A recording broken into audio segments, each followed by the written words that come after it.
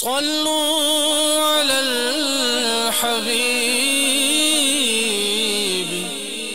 صلی اللہ تعالی علی محمد۔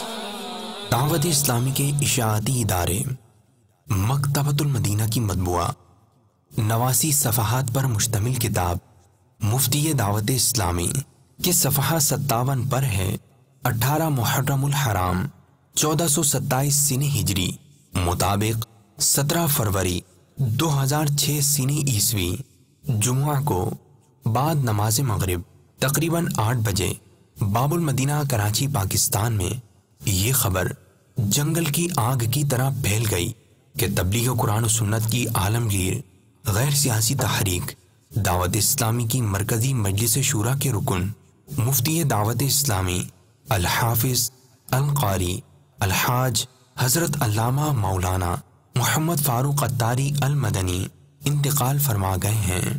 انا للہ و انا الیہ راجعون۔ اللہ عز و جل کی ان پر رحمت ہو اور ان کے صدقے ہماری بے حساب مغفرت ہو۔ صلو علی الحبیب صلی اللہ تعالی علی محمد۔ مجھے اپنی اور ساری دنیا کے لوگوں کی اصلاح کی کوشش کرنی ہے انشاءاللہ۔